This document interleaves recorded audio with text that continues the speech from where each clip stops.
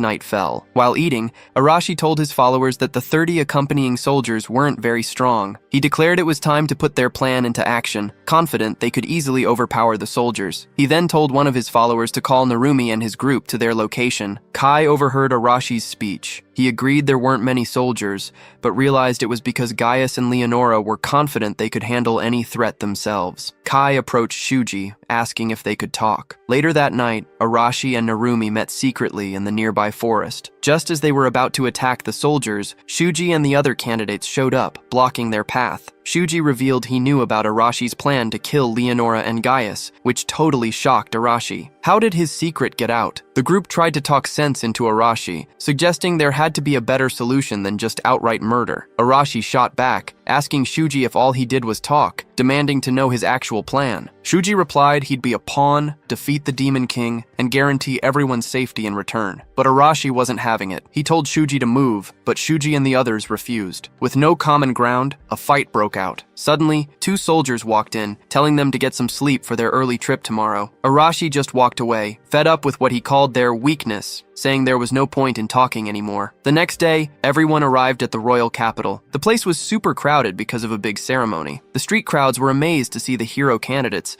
clearly placing a lot of faith in them. Inside the castle, Holy Knight Rhaenys greeted them, telling them to rest up first. All the candidates were thrilled with the royal treatment. Soft beds, hot baths, and amazing food. Kai, however, wanted to find out more, but the castle was crawling with guards. He then spotted Rhaenys, the knight who had shown them around. Rhaenys was telling his soldiers how strong the candidates were, way stronger than normal kids their age. One soldier worried that having the hero candidates in the capital would definitely provoke the demons to act. Rhaenys assured them not to worry, saying the candidates were tough enough to handle anything. Kai still had questions, so he decided to check out the town. That night, he headed to a pub, ordering some ale and snacks. People at the pub were chatting about the hero candidates, saying they just looked like regular kids. Kai also noticed that people seemed more scared of the church than of the king or nobles. He asked the bartender to spill more details. Kai said he was new in town and didn't know much. So, the bartender filled him in on the Demon King. He explained how the Demon King was attacking the kingdom and could even trick humans with his immense power. The bartender also mentioned how the Demon King's followers had blown up a noble's estate just days before. Kai left the pub, thinking that having the candidates in the capital probably wasn't the smartest idea. Then, Kanzaki suddenly found him, clearly worried. He explained he was just gathering info since they were in unknown territory. Kanzaki was super worried and offered to help. Kai initially refused, which she didn't like at all. After a bit of back and forth, he finally agreed to let her join him. He told her to gather information specifically about the royal capital. So, Kanzaki left to do her part, and Kai did the same. But someone had been listening to their whole conversation. A man smirked as he watched Kanzaki walk away. Kai finally made it back to his room after a long, pointless search. He didn't find anything useful, but he did discover a new enemy was out there. Suddenly, he heard sounds from the hall and stepped out to find the other candidates gathered there. When Kai asked what was up, he learned Kanzaki was missing. No one had even noticed Kai was gone either, since he had a room all to himself. But when they asked if he knew anything, he just denied it. Shuji figured Kanzaki wasn't in the castle. Since dawn was approaching, they needed to go out and search for her. Everyone split up to look, and Kai eventually spotted her student ID lying on the street. The moment he picked it up, 4 masked guys attacked him. But Kai was super fast, taking down 3 of them instantly. He then asked the last guy who they were, pointing out how amateurish they seemed. The 4th spy was totally frozen in shock, so Kai demanded he spill everything he knew. Meanwhile, in what appeared to be some kind of castle, Kanzaki was tied up. 2 spies grilled her for answers, but she stayed totally silent. They kept pushing, trying to get info about the hero candidates. Seeing she wouldn't cooperate, one of the spies ripped off her shirt. What they didn't know was that Kai was already inside, watching them. He used his judgment skills and quickly realized these guys were actually pretty weak. Kai couldn't believe such weaklings had managed to capture her. He wasted no time and quickly killed them both. Kanzaki, exposed, felt totally embarrassed to be seen by him like that. Kai unlocked her chains, and just as they were about to leave, he sensed someone speeding towards them. It was Rhaenys, the Holy Knight. He attacked instantly, but both Kai and Kanzaki dodged. Rhaenys just smiled, declaring that he absolutely had to kill them. Rhaenys wasn't just a Holy Knight, he was also a general in the Demon King's army. Kai muttered that the country was practically doomed, seeing enemies even in the capital. Using his judgment, movement, Kai saw that Reigns was seriously strong. Reigns was an absolute all-rounder. They clashed again, and Kai managed to dodge his sword, but then Reigns blasted him with fire magic, catching Kai totally off guard. Kai somehow dodged that too. Reigns then lit his sword on fire, confidently declaring it was all over for Kai. But Kai was faster, whipping out his gun and shooting Reigns right in the head. Reigns instantly dropped, dead. Kai hated using his gun for situations like this, especially with limited ammo, but he had no other choice. He realized he really needed to master close-quarters combat if he wanted to survive in this world. Kenzaki was shocked to see Kai with a gun. She admitted it was pretty scary to know someone in their class carried one. Kai simply explained it was standard gear for an assassin. She thanked him, and then he asked why she hadn't used her domination power. Kenzaki replied that once her hands were chained, her powers just wouldn't work. As they left, she mentioned the attackers were targeting their class, but Kai already knew. He'd gotten the intel from the 4th cult member he captured earlier. That guy spilled everything. The cult was ordered to kill all hero candidates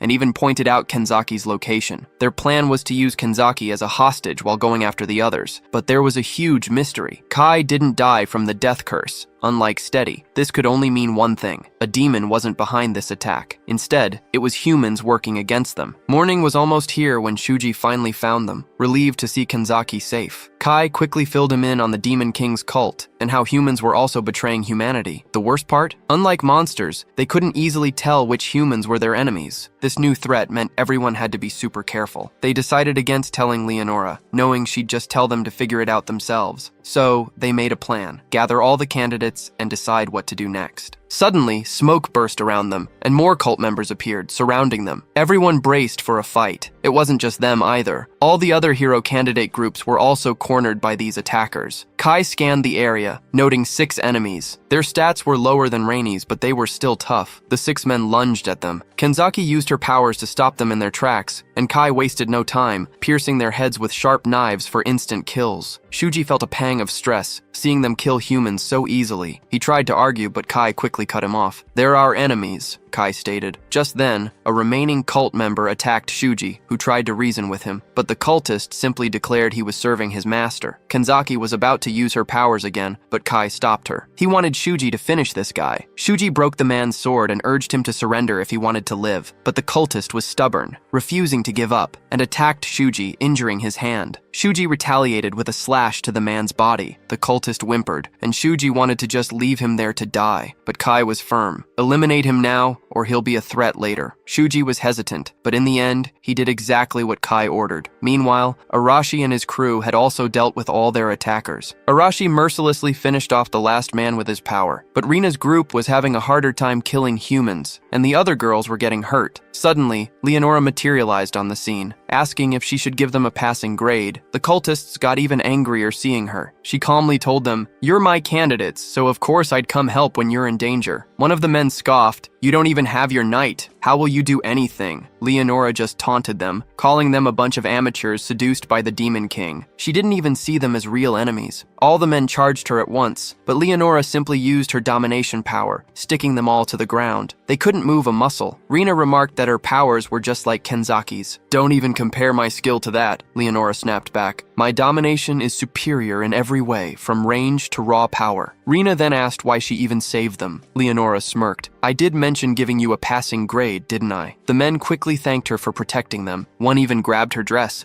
pleading with her not to ignore them and to set them free. Leonora just glanced down, then apologized to him for still being alive. After that, she used her domination power on all the candidates. Her order was simple: kill the men lying on the floor. The candidates' bodies moved on their own, completely against their will, as they executed the helpless men. This was Leonora's power. Kai and Kenzaki watched the whole terrifying show from afar. Kenzaki was stunned. She couldn't believe Leonora could control so many people at once. Her range and power were truly on another level. 12 hours after the attack, all the candidates gathered back in the hall. Many of them were in really bad shape, totally shocked by what had happened. Narumi declared he wouldn't let Leonora get away with this, not after she forced the candidates to kill against their will. Shuji blamed himself for not arriving sooner, but Kai quickly explained it wouldn't have mattered. None of them were strong enough to resist Leonora right now. Kai knew for sure that with the demon army's Arashi's general defeated, they couldn't make a move for a while. Kai then asked Kanzaki to come with him. She wondered why, and he told her he needed her help to find a way to fight Leonora's domination magic. He needed someone with similar powers to figure it out. Then, he asked Kanzaki to use her domination powers on him. Hearing this, Kanzaki got totally flustered and turned bright red. The very next day, after kicking out the cult members, the kingdom threw a huge parade. It was all to celebrate the hero candidates' summoning. This parade was proof that the candidates had really shown their power battling the Demon King's cult. The citizens of the royal capital welcomed them with open arms. When all the candidates gathered,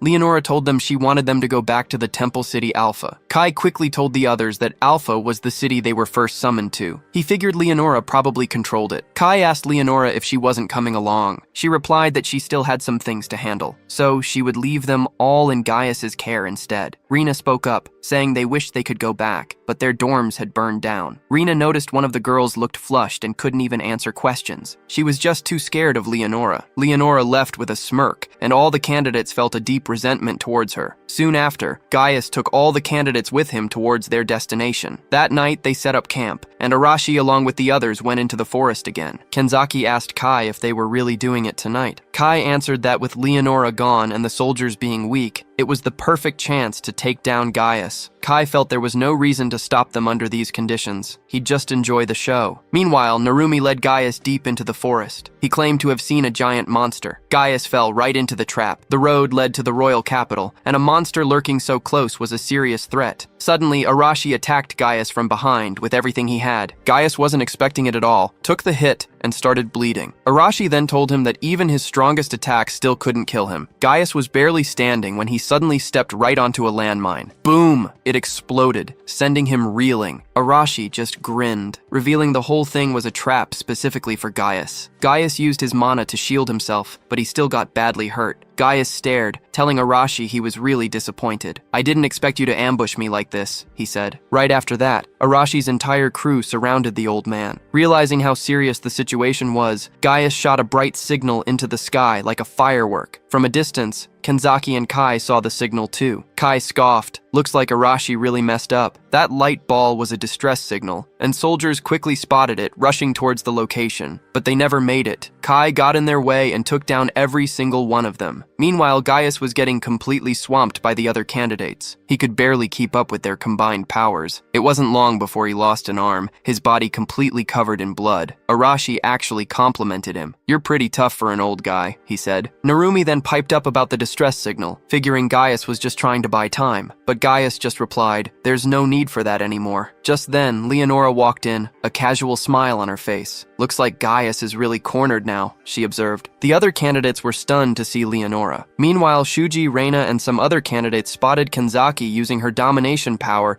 to tie up a group of soldiers. She told them she was just following orders, but they didn't buy it, knowing Kanzaki wasn't the type to follow anyone. Then Kai walked in. "She's following my orders," he declared. Shuji was completely shocked again, learning Kai was the one who killed all the guards. Kai then explained that Arashi was already busy fighting Gaius, so he took care of the guards himself. Shuji and the others finally understood everything that was happening. Shuji asked Kai if he had teamed up with Arashi. Kai simply replied that he was just doing what he wanted. Then Kai told Shuji he should be looking for Arashi instead of bothering him. Shuji and the others took off, heading to find Arashi and the rest. Leonora then told Gaius that he was losing the fight. Gaius accepted it, admitting he couldn't fight against old age forever. Arashi then stepped up, saying that after everything, he wasn't just going to tuck his tail and run away. One of the candidates asked Leonora if she was the one controlling them. Leonora explained that other conditions needed to be just right. She said her control wasn't as effective if someone had a huge mana pool, making them harder to resist. However, for anyone who always relied on raw power and wasn't used to controlling their mana, it was incredibly easy for her to take them over. Arashi called her a coward, challenging her that she wouldn't be able to fight them head-on. Leonora just smiled. "I'll deal with you all myself," she declared. Leonora then added, "I'll break your fangs." Arashi immediately lunged at her, but Leonora was too fast. She summoned a massive boulder, sending him flying backwards. After that, she easily manipulated other elements like fire, water, and air to take down the remaining candidates. Narumi swooped in, grabbing Arashi and taking to the skies. Just then, Shuji arrived with the other candidates. He told Arashi to cut it out, asking what he even hoped to achieve with all this fighting. Arashi, defiant, told Shuji to try and stop him by force, declaring he couldn't stand Shuji's peaceful ways. Shuji then turned to the others, asking if they felt the same. Rina immediately stepped forward, announcing her full support for Arashi. Meanwhile, Leonora just laughed, mocking them for still bickering amongst themselves. Leonora pointed out that they were practically starting a rebellion right here. She then asked if they really expected her forgiveness, even if they stopped fighting right now. Before anyone could answer, she summoned a massive cyclone, injuring everyone present. Shuji tensed up, seeing everyone hurt, but Arashi quickly told him to chill out. He explained that if Shuji truly wanted to protect them, he needed to commit fully, or everyone would be wiped out. Shuji finally grasped the urgency. There was no other choice. He prepared for battle, and so did Rina and the rest of the candidates. Leonora declared she would show them just how big the gap was between their power and hers. Not far from the scene, Kanzaki asked Kai what their next move should be. Kai responded that they should wait until Leonora started using her magic to enslave the others, and then he would jump in. Until that moment, Kai said, they needed to trust the other candidates. The candidates were fired up and ready to face Leonora. Even Gaius, despite feeling weak, struggled to his feet, declaring he still wanted to fight for her. Leonora then completely healed all his wounds, making him stronger than ever and ready for action. The candidates felt a fresh wave of fear. They had worked so hard to corner Gaius, and now he was back in top form. Rina quickly reminded them that their numbers had grown too, so they could still handle it. Leonora then confidently told them they could attack her whenever they pleased. She explained that this entire battle was just a test. If they couldn't beat her, then they definitely weren't hero material. Soon after, the fight kicked off. Gaius quickly realized how tough it was to go against Shuji wielding his magic sword. Leonora blasted Shuji with water magic, but Rina managed to nullify most of it. Still, the attack left Shuji injured. The candidates launched their own attacks at Leonora, but none of them even came close to touching her. Meanwhile, Kai stayed hidden in the shadows, using his judgment skill to check Leonora's stats. He noticed that even though she was a super strong magician, her defense was surprisingly weak. Just one solid physical hit would be enough to bring her down, but Gaius was a huge obstacle. Arashi told Shuji to leave Gaius to him and go take out Leonora. Shuji, however, had his own issue. His magic attacks couldn't even touch her either. A candidate handed Shuji a steel sword, and Leonora smiled, remarking that he finally looked ready for a real fight. The other candidates couldn't help Shuji since their powers had no effect on Leonora. They also couldn't assist Arashi, who was locked in close combat. Arashi was able to hold his own against Gaius because, even though Gaius was healed, his stamina was still low. Plus, Arashi couldn't use his full explosive power, so it was an even match. Leonora kept launching ranged attacks at Shuji, making it impossible for him to get close with his sword. Shuji knew there had to be a way to close the distance and beat her, but he just couldn't figure it out. Leonora just smirked, saying she expected nothing less from Shuji, as very few people in the entire country could dodge her attacks like he was. The battle was still one-sided. Shuji just couldn't get close enough to her. He couldn't even rely on the other candidates. Shuji rushed her, full speed ahead, totally shutting down her wind attacks. Leonora then hit him with ground and fire spells, but he just dodged them all. She realized he was using magic like an unconscious armor. It showed how fast he was growing. She felt a tiny bit scared, but still easily tossed him away with her powers. Meanwhile, Arashi was in trouble. His powers were gone, and he had no idea how to beat Gaius. Gaius landed a swift strike, cutting his abdomen. Arashi was furious. He couldn't believe an old man was beating him. He dropped to his knees. Gaius told him this was his limit without powers, but Arashi wasn't giving up. He declared he was meant to be strong, then unleashed a punch so powerful Gaius hit the ground, bleeding. Arashi had won. Back with Shuji, he knew he had to win. His friend's fate depended on it. He rose, a dangerous aura building around him. Leonora saw his crazy stamina, but stayed calm. She was sure he still couldn't reach her. She was totally wrong. In a flash, Shuji was right in front of her, managing to cut her hand. She thought it was impossible, but had no time to process it. Now Shuji was behind her. She somehow used water powers to blast him away. She finally got it. He had gained instant movement. He flashed again, an inch from her neck, but then she suddenly commanded him to kneel. He froze, unable to move. Leonora smiled, saying she didn't want to use that, but he left her no choice. Gaius saw her finally use her trump card and quickly told Kanzaki to move. Leonora smirked. She admitted she didn't plan on using enslaving magic, but Shuji forced her hand. He lay at her feet, unmoving, like a statue. Other candidates charged to save Shuji, but Leonora simply commanded them to stop. They all froze mid-stride. Leonora told them they did well and would all get a passing grade. She also mentioned she didn't expect Gaius to lose, but whatever. He was just a knight and totally replaceable. As long as she controlled them, there'd be no issues. The candidates felt hope fading. If they couldn't fight back, they were doomed. Leonora then revealed the truth. They were allowed to summon candidates so she could control them when needed. Otherwise, they'd just become threats. Suddenly, 3 knives flew at her from behind. She dodged them easily, coolly saying she knew he was hiding. It was Gaius. He looked surprised she even noticed someone ordinary like him. Leonora shot back that something felt off about him from the start. She was disappointed he'd show up for such a losing fight. Then she commanded him to stop, and just like that, Gaius was under her spell too. She was busy explaining her magic when suddenly, BAM! A bullet nails her shoulder. Leonora is completely shocked. How can he move, let alone fire, while under her powerful spell? She's certain her magic had him locked down. Before she can even react, he fires again, hitting her in the abdomen. This strange weapon confuses her completely. Guns don't even exist in her world. Her defenses are useless against it. He quickly explains what a gun is, adding that he only has a few bullets left and doesn't want to waste them. Leonora unleashes her own magic, but it only burns his robe. He's gone. In the very next second, he's right behind her, his gun pressed to her head. He tells her she's not much of a close-range fighter, and more importantly,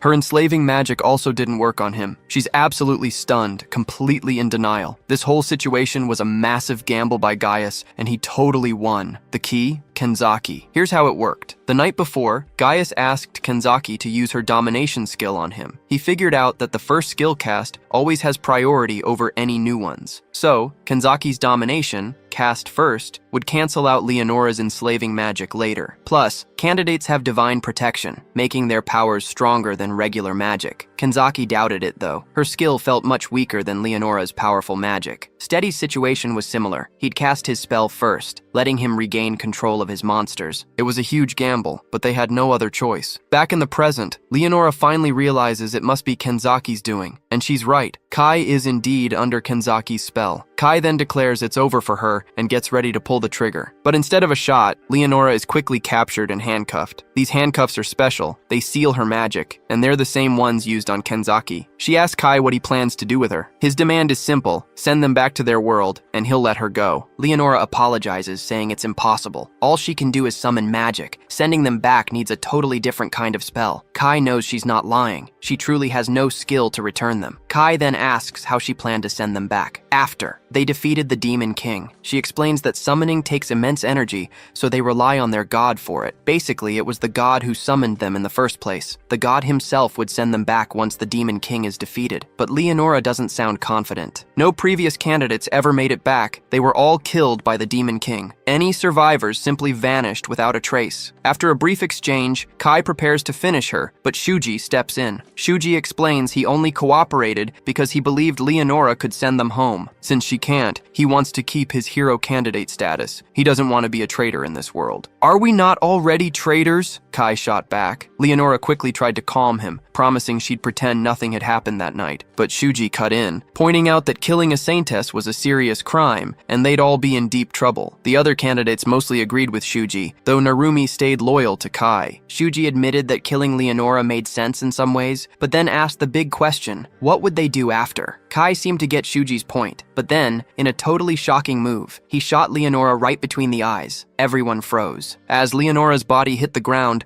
Kai tossed a smoke grenade and vanished in the chaos. The other candidates were furious about his sudden decision. Kanzaki, however, realized this was all part of Kai's earlier plan with her. Just hours before, they'd talked. Kai had told Kanzaki their first goal was to capture Leonora and find a way home. But if that failed, his backup plan was to kill her. He knew if they captured her and couldn't return, Shuji would likely protect Leonora. At that point, Kai planned to kill her anyway and then run, taking all the blame for killing the Saintess on himself. That's why he left a few of her guards alive, so they'd point fingers only at him. He instructed Kanzaki to put all the blame on him and head back to the Empire. Kanzaki wasn't sure she could pull it off, but Kai insisted she could, even suggesting she use her powers during negotiations. She then asked where he would go, and he simply told her not to worry about him. Meanwhile, far away in a dark castle, a minion was reporting his failure easier to kill the hero candidates to the Demon King. The Demon King wasn't bothered, saying not to worry. He knew the heroes would eventually show up on the front lines anyway. This whole game was getting interesting, and the Demon King was definitely enjoying it. 2 days after the incident, Kai was hiding out in the forest. He was near a city, about a half-day's walk away. Since he couldn't just walk into a city after killing a saintess, he planned to sneak in at night. He needed money and spotted a tavern. Inside, the place was lively, and someone struck up a conversation asking where he was from. Kai spun a story, claiming he was from a nearby town and now looking for work. The man suggested he become an adventurer. He'd pick up quests from the Adventurers Guild and get paid for it. The man added that the guild was desperate for new blood and wouldn't even ask for ID. Kai crashed at an inn, relieved no one recognized him. The next day,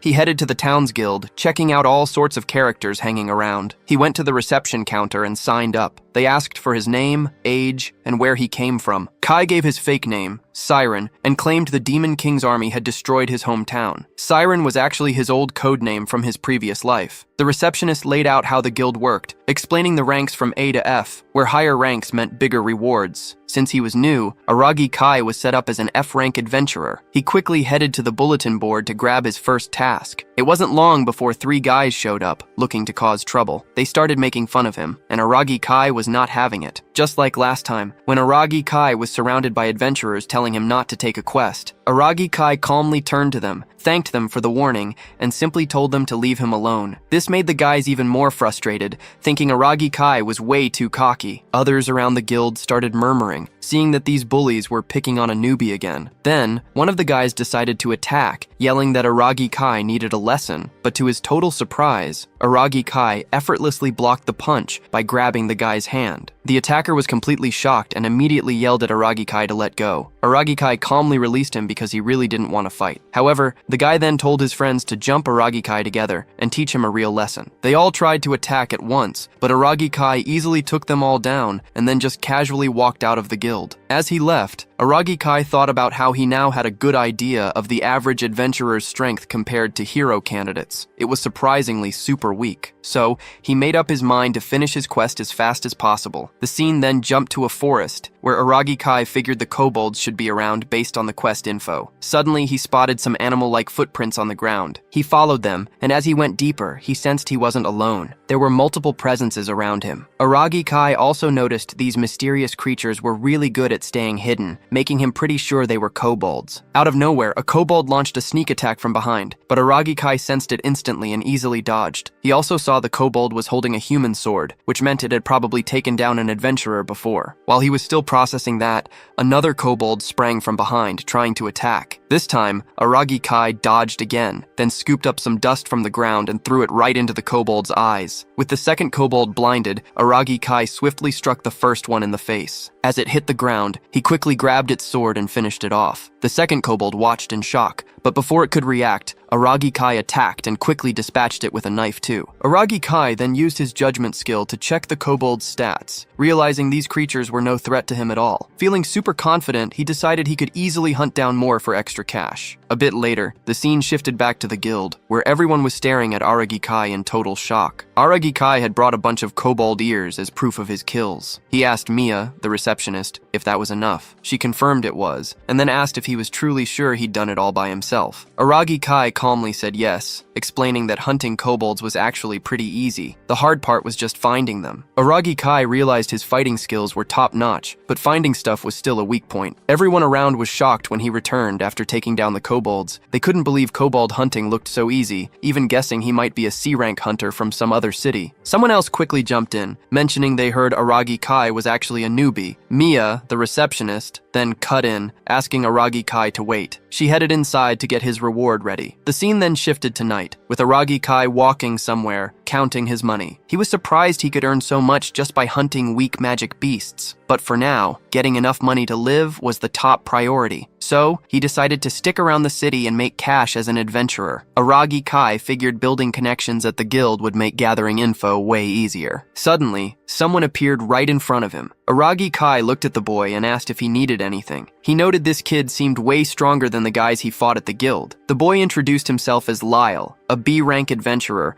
and the guy in charge of the city's guild branch. Aragi Kai just casually replied, "So what?" Lyle then asked Aragi Kai if he was the same person who caused trouble for his men at the guild earlier that day. Aragi Kai shot back, saying those guys started the whole thing first. Lyle blew up, yelling at Aragi Kai not to lie. He'd heard some random newbie beat up his crew. Aragi Kai didn't back down. "Yep, that was me," he said. Hearing that, Lyle snapped, declaring he wouldn't hesitate to teach Aragi Kai a harsh lesson. Lyle threw several punches, but to his frustration, Aragi Kai easily dodged every single one. Finally, Aragi Kai got bored. He used his leg to trip Lyle, sending him tumbling to the ground. Lyle was stunned, exclaiming, "What?" Aragi Kai told Lyle his speed was impressive but sloppy, and his moves were too big, leaving too many openings. Lyle became furious, trying to attack again and demanding to know what Aragi Kai just said. Aragi Kai blocked him once more, grabbing his hand and swiftly slamming him to the ground. He explained that Lyle probably wasn't used to fighting humans, since his quests usually involved magic beasts. Lyle angrily demanded why Aragi Kai attacked his men if he had so much power. Aragi Kai replied he already said it was a misunderstanding and offered to explain everything from the start. Sometime later, the scene shifted back to the guild. Lyle apologized to Aragi Kai, admitting it was all his fault. Lyle even scolded and punished his own men for lying to him, realizing he should have doubted their words. He shouted at his men, demanding they apologize to Aragi